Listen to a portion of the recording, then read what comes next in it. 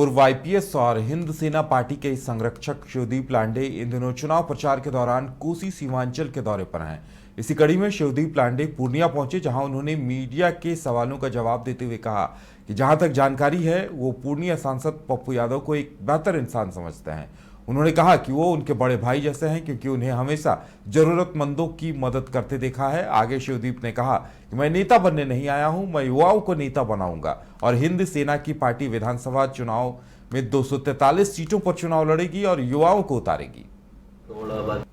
विगत 2 महीने में मैं तो बाकी क्षेत्र में घुमा था। रन फॉर सेल्फ प्रोग्राम के अंतर्गत युवाओं के साथ दौड़ा, बाद में उस क्षेत्र के लोगों से मिला। लेकिन उस 2 महीने के बाद पार्टी फॉर्मेशन के बाद मैंने शुरुआत की अररिया से, और सीमांचल अररिया के बाद मैं कटिहार गया। कटिहार के बाद मैं किशनगंज था कल, और आज आपके यहाँ पूर्णिया में हूँ। तो आज सिर्फ लोगों से मिलने का एक मेरा प्रोग्राम था, सब लोगों से जो आज अभी तक 15-20 लोग आके मिल के चले गए, और वो सोशो डायनेमिक्स इक्वेशन यहाँ पे बता रहे थे कि क्या समस्या है, यहाँ पे क्या होना चाहिए। तो वो काफ़ी एक लर्निंग प्रोसेस है मेरे लिए, और आगे की जो स्ट्रैटेजी बनेगी पार्टी के लिए उसमें उसका योगदान रहेगा। ये जो आम लोग, युवा, कुछ महिलाएं भी आई थी जो बता रही है अपनी समस्या, तो बस निकल गए। अभी युवाओं की खोज में निकले, और मैं हमेशा बोलता हूँ और आज भी बोल रहा हूँ आपके समक्ष कि मैं नेता बनने नहीं निकला हूँ, मुझे खुद नेता नहीं बनना है, मैं युवाओं को नेता बनाने के लिए निकला हूँ। क्योंकि यहाँ पे आप देखिएगा कि विधानसभा में भी देखिएगा 1.5 से 2% आपको युवा दिखेंगे। अब युवा है कौन? वो युवा ये है कि जिनके माता पिता, दादा वगैरह कोई पॉलिटिक्स में रहे, कोई मंत्री रहे, कोई MP MLA रहे, किसी के चाचा MP MLA मंत्री रहे। तो भाई आप लोगों को मौका कब मिलेगा? और यहाँ के युवाओं में एक जोश है, एक जुझारूपन है, मैंने देखा है, टैलेंट है। सब कुछ होने के बावजूद भी पता नहीं युवा जो एक टैलेंट है, जो उसका जोश है, राजनीति को और क्यों नहीं मोड़ सकता। पहलगांव आतंकी हमले के विरोध में पटना के गोविंद मित्रा रोड स्थित दवा मंडियों की दुकानें बंद रहीं। दवा मंडी में पूरी तरह से सन्नाटा पसरा दिखा। न्यूज बाइस्कोप संवाददाता ने वहां का जायजा लिया। पहलगांव में हुए आतंकी हमले का विरोध पूरा देश कर रहा है। वहीं आज बिहार के सबसे बड़े दवा मंडी GM रोड में सभी दुकानें जो है वो बंद है।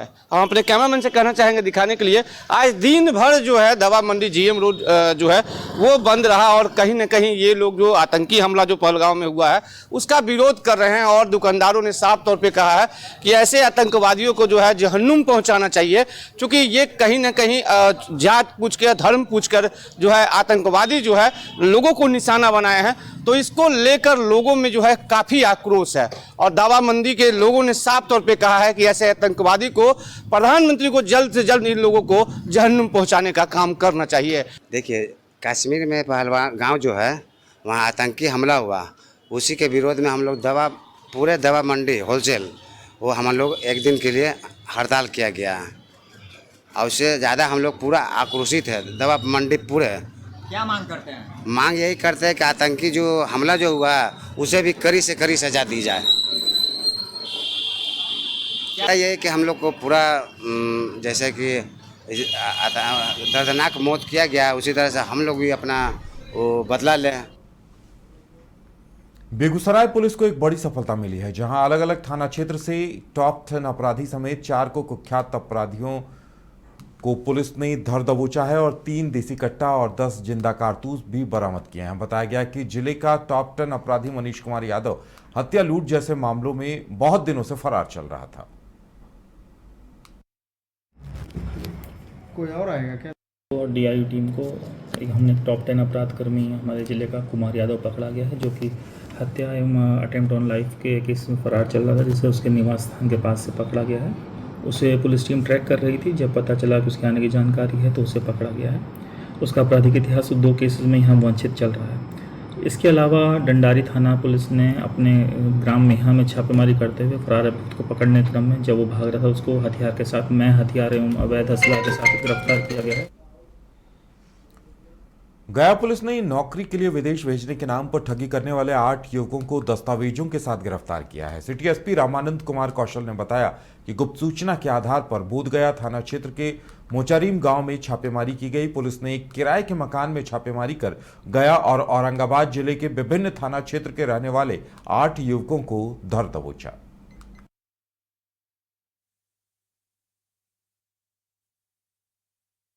गया पुलिस को एक गुप्त सूचना मिली कि बोधगया थाना अंतर्गत मोचारीम गांव में एक किराए के मकान में कुछ व्यक्ति जो है लोगों से विदेश भेजने के नाम पर ठगी का धंधा कर रहे हैं और की सूचना के आलोक में हम लोगों ने एक टीम का गठन किया, रेडिंग टीम का, और उसके द्वारा छापामारी की गई। तो हाँ, एक किराए के मकान से 8 व्यक्ति मिले, सभी स्टूडेंट टाइप से थे और उनके पास काफी अधिक मोबाइल नंबर, ATM कार्ड और ढेर सारा दस्तावेज, पासबुक वगैरह बरामद हुआ।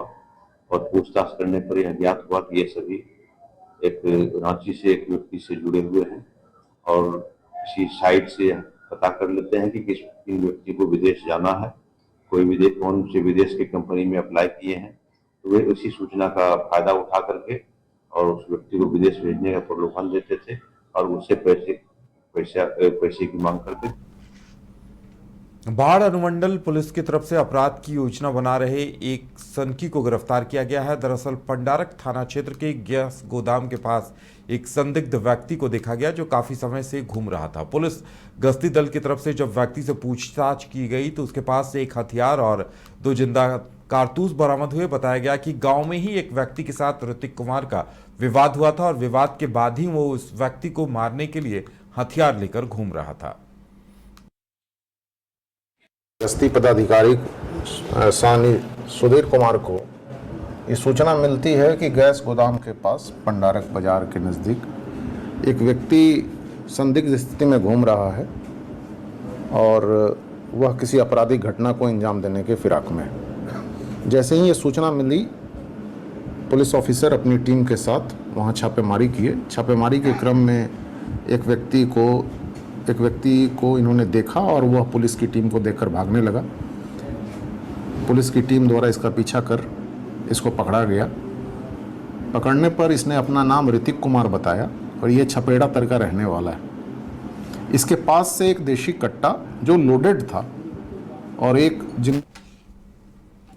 खबर सीवान से है, जहां एसटीएफ और एसआईटी टीम की मदद से रंगदारी के एक कांड का सफल उद्भेदन किया गया है और रंगदारी की मांग करने वाले व्यक्ति धर्मेंद्र कुमार को थाने के मदेशिलापुर से मोबाइल के साथ गिरफ्तार किया गया है। अपराधी ने पुलिस की पूछताछ में अपना अपराध स्वीकार किया है। बता दें कि सीवान के नगर थाना क्षेत्र में पिछले दिनों आदर ढाला के समीप लक्ष्मी नर्सिंग होम के मैनेजर चंदन कुमार सिंह से अज्ञात अपराधियों के द्वारा फोन पर 25 लाख रुपए की रंगदारी की मांग की गई थी और रंगदारी नहीं देने पर जान से मारने की धमकी दी गई थी।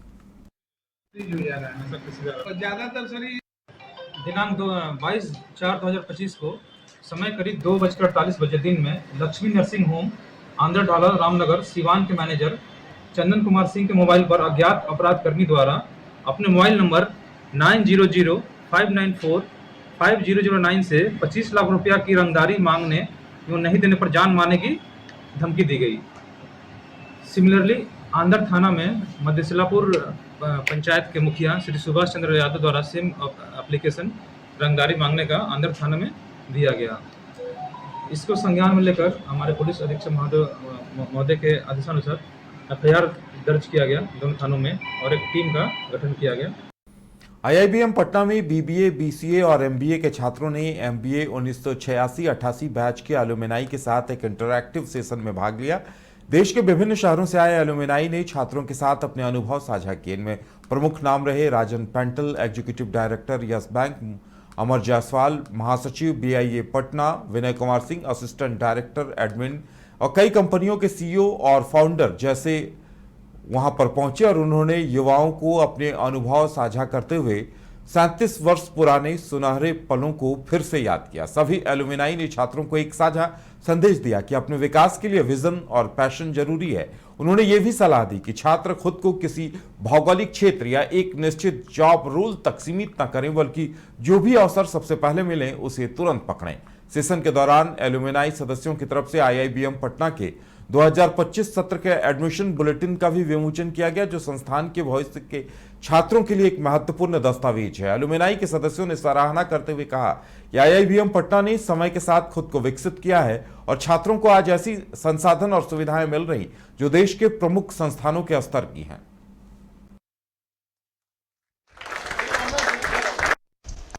And I asked for one favor from my parents. Let me do it once. And that was the end of the story. And thanks to IIBM that I got through, because I didn't try for any other institute, because this was the first one and I got through. Having said that, I'm more happy to see you guys today because I find a very cohesive group here.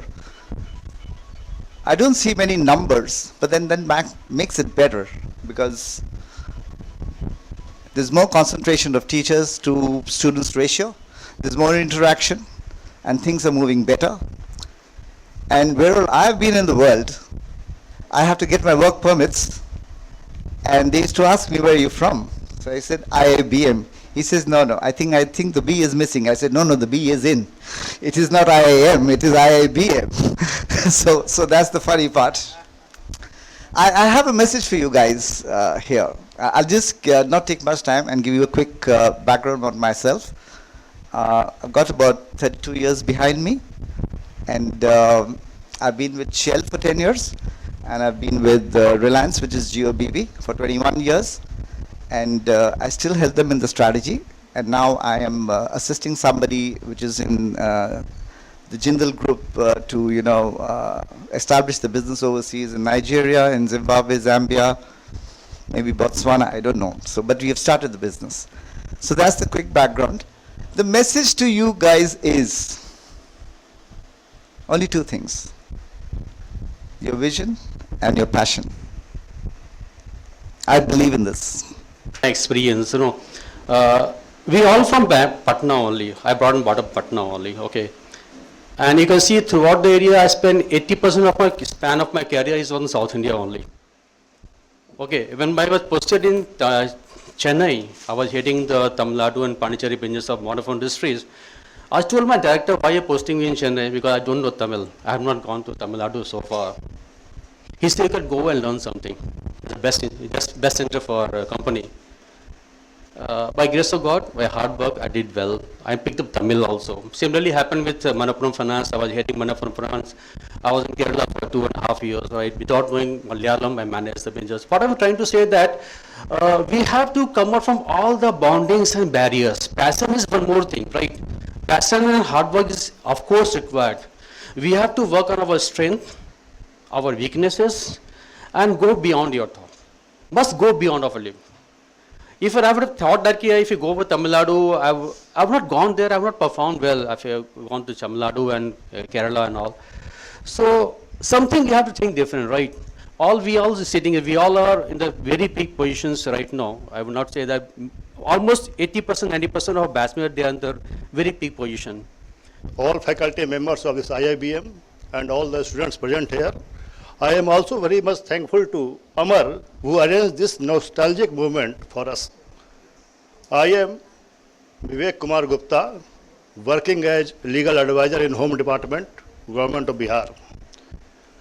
You can say that I never used this IIBM degree for my career due to some family reasons, but this was a very good institute. We all enjoy it very much, and we can say that the hard work and skill development, what you ever study in this institute, that will pay. My industry here in Patna, we are manufacturing railway track materials for the Indian Railways, and at present I am also the Secretary General of Bihar Industries Association. Are you people aware of Bihar Industries Association? When we were having a shortage of classes, few of the classes were held in BIE. So I never thought that one day I will come as a Secretary General in this building. So you must think how much proud I feel myself. And I really feel proud to be a student of IIBM, ex-student of IIBM. And I never hesitated in saying that I have done my MBA from IIBM. So you people also, because nowadays there are lots of good management institutes all over India, and one of them is also IIBM. So never think that you are not in a good institute. You are in a good institute. You have to make yourself good. So my suggestion for you all is that irrespective of your bookish knowledge, get indulged in your practical work. Don't avoid your case studies, your group discussions. It will help you a lot in your career building. And you can see yourself here, when there were very less resources for us, even though whatever we did in our life, we are satisfied with it. So now you people are very fortunate enough that there are lots of things and lot of resources you can have from. And keep yourself updating yourself.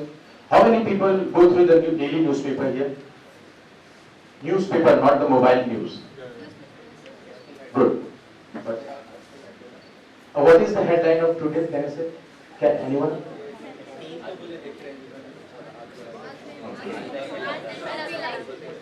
अभी नहीं पढ़े, जाके पढ़ेंगे. Okay.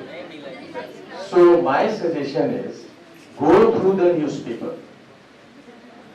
It will not only help you in your current, but even it will be helpful in your career and your coming exams and everything. There you get the current news related to sports, news related to industries, economy, international and everything. So don't miss reading newspaper. And last but not least, on behalf of everyone, I have written something from you which I am going to read out. More we should do